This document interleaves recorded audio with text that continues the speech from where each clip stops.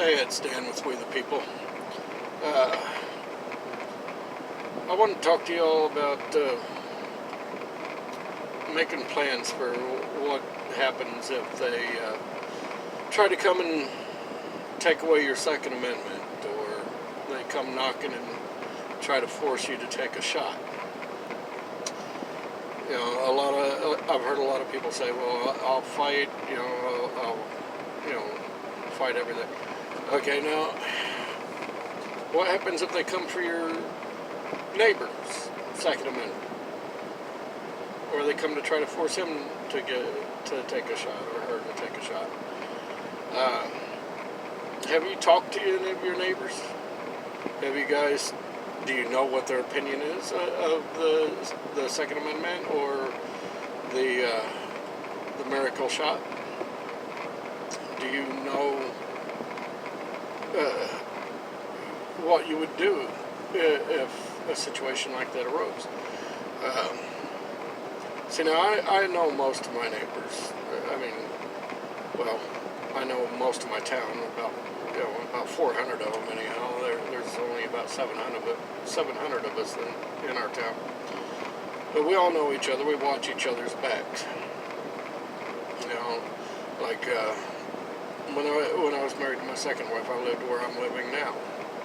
And while I was gone out on the road, a guy came to the house and my wife was home with our newborn son, and he's trying to kick in our door. Okay. Well, I was, maybe 15 minutes from the house, and I'm on my way home when I got a call from my neighbor telling me, somebody's trying to kick in your front door. I told him, look, my wife and son are there by themselves. And he goes, well, what do you want me to do? I go, whatever you got to do. Stop him. Well, about 15 minutes later, I'm at the house. I took my big truck down my street, which is not made for a big truck. I come rearing up in front of the house. I popped my brakes. You could hear the tires just, I jumped out of the truck, and I run up into the yard, and there's this guy laying in my yard. He's got a bullet hole in him. And I just, I was pissed, so I started kicking the shit out of him. And while he's bleeding, and the cops show up, they do their little investigation and everything after they pulled me off of him. Anyhow, he went to jail, and he wound up getting 5 years out of it. But the thing is, my neighbors watched my house. They protected what's mine, and I protect what's theirs. So we're good at watching each other's backs. Okay, so like if they come knocking on my neighbor's door trying to force him to take a shot, all of our neighborhood, we all watch each other. We're all going to come out, and we're going to be practicing our Second Amendment rights. Just put it that way. Just like if they come and try to take away my Second Amendment, everybody is going to come out. We have already talked about this. We've discussed what would happen. And any time that I've ever had a problem, if I get loud out in my driveway or at my front door, if I start hollering at somebody or whatever, everybody in the neighborhood starts popping out their door to see what's going on. Same way with, if one of them is screaming or yelling or whatever, everybody pops out of the door to see what's going on. And every one of us is practicing our Second Amendment rights when we come out that door. Just because, we all are on the same page. We have discussed it. None of us want this miracle shot, and none of us are going to give up our Second Amendment. So there better be an army coming down the street to do it. because we're going to have an army to meet you with. That's just all there is to it, because this is a free country. You're not taking away our rights. And you're not going to force us to do what we don't want to do. So, that's my question for you. How many of you would know that your neighbor is having his rights infringed upon? You know, what would you do if you seen it? Would you just stand by and watch and wait? Because you know they're going to be coming to your door next. And, you know, they've already talked about how they want to outlaw certain Second Amendment tools. They've already talked about how they're going to make stuff a mandatory buyback. If it's a mandatory buyback, that's a confiscation. That's all it is. Okay, and we're not going to tolerate it. We will fight it. And we're all in agreement. See, so one of the best things that you can do right now is to go out and meet your neighbors. I'm sure many of you have just drove by and waved at your neighbor as you drove by, and you've never actually went over and talked to them. Never seen what kind of people they are. I know a lot of people like that. They don't ever have anything to do, don't talk to their neighbors, nothing. But if you don't talk to your neighbors are your first line of defense. If you don't talk to them, then how are you going to defend each other? How are you going to help each other? I mean, my next door neighbor and me, we never got along for the longest time. We hated each other, But, we had it out one night, and we started getting along after we had it out. And now, like I said before, he raises chickens, goats in his yard and stuff, in his backyard, turkeys, stuff like that. Well, I raise a garden. Okay? He doesn't garden. So we make trade-offs. He'll give me eggs, I'll give him tomatoes or zucchinis or, whatever. And, I like goat's milk. A lot of people haven't ever tried it, but it's actually pretty good. And it's better for you than cow's milk. But, in an SHTF, we've already got it set up to where we're going to be helping each other out. You see what I'm saying?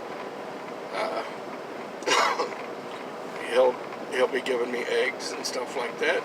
I'll be giving him vegetables and stuff like that, But we had to get to know each other, get past our differences, and now it's good. I mean, all my other neighbors and me, we get along just fine. He was the only one that I didn't get along with, and there was reasons for that, but we got that resolved. Take the time. One of the best things you can do is prepare by getting to know your neighbors. Talk to them. Find out where they stand on the issues. You may find that you have a lot in common with them. Excuse me. I need to smoke another one, I guess. But, we also, it's beneficial too, because we watch out for each other's kids. We watch each other's property.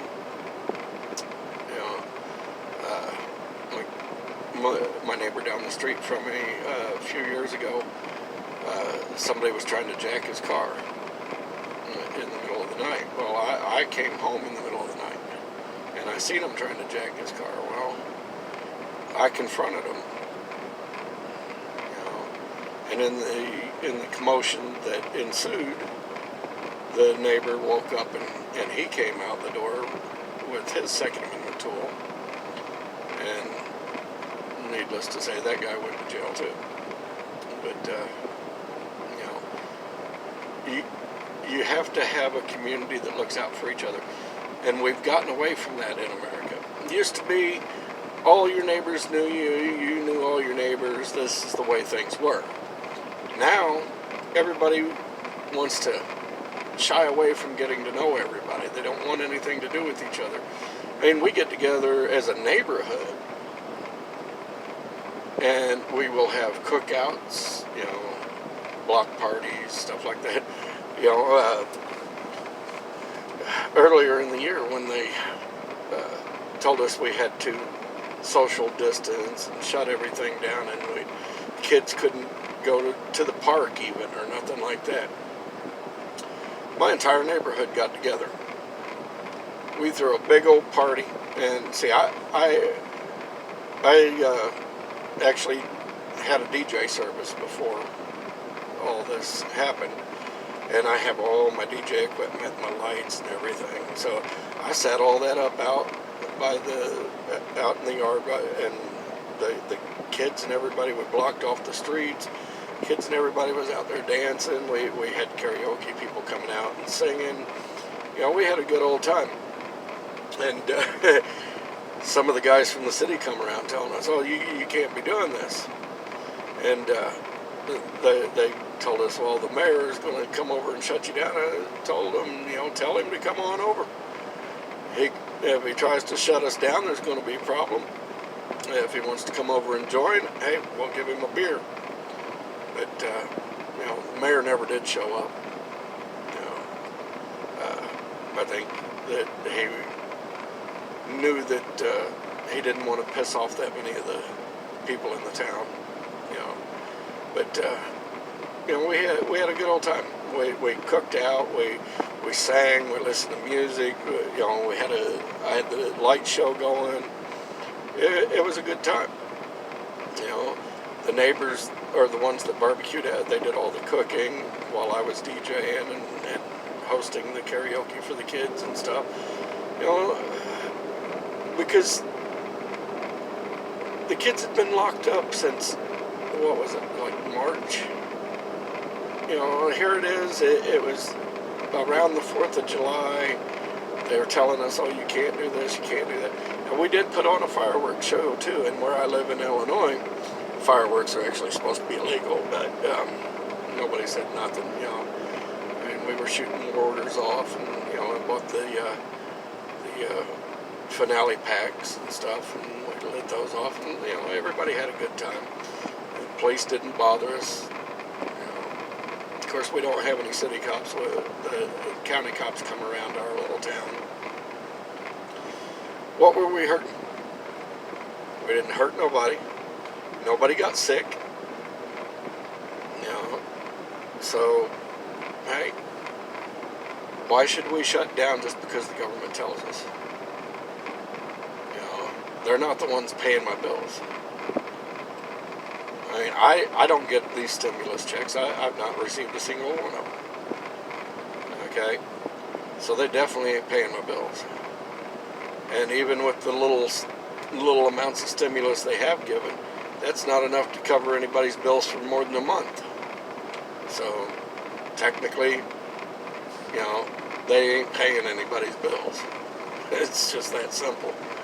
I mean, hell, they take more in taxes than what they've given you, so, they're definitely not paying your bills. But, just try to have a good time, get to know your neighbors, do a cookout, whatever, invite them over. You'd be surprised. I mean, you go out, even in the wintertime, we will get together and do stuff out in the town. We all got together when it snowed with the kids and had a snowball fight. Of course, snow doesn't last for very long in our area, but while it was there, we had some fun.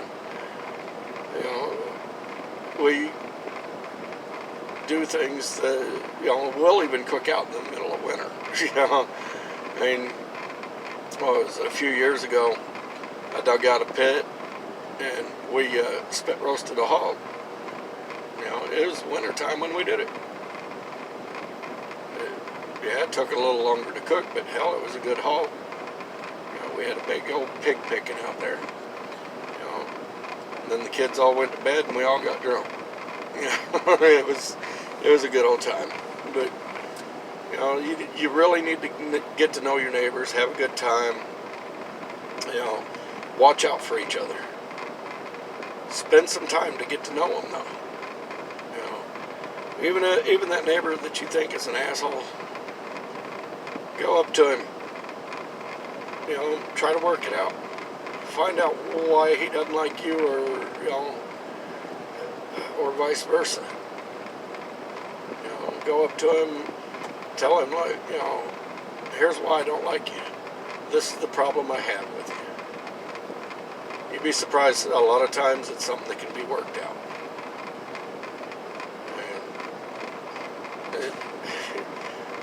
Right now is the time that we all need to come together.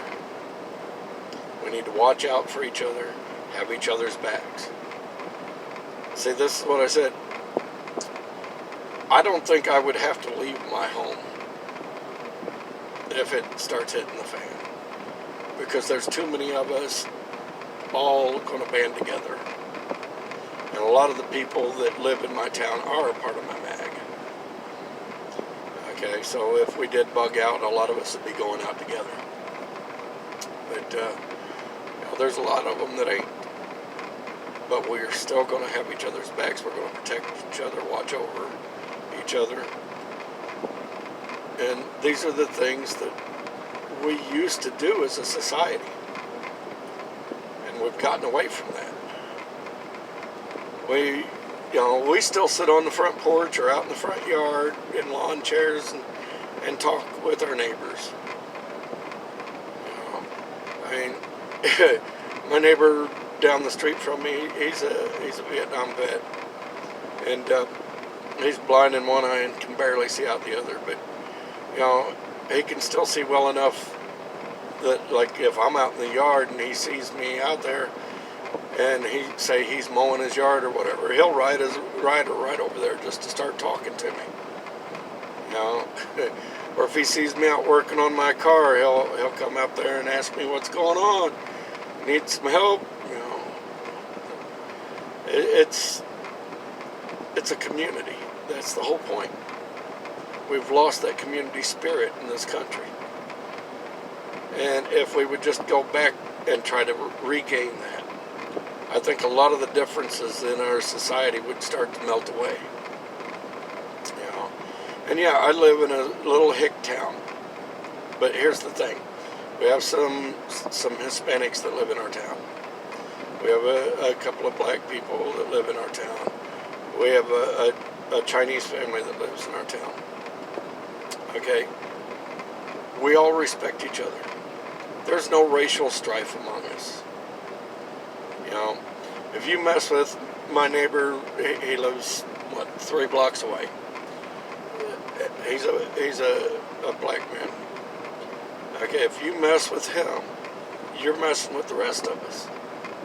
Because he's part of our community. He didn't move into our community to start any trouble or nothing like that. Hell, when he moved in, he went around and started introducing himself to people when he seen us out on the street or whatever, going to the post office, going at the local store. Nice guy. I've met his wife and his kids.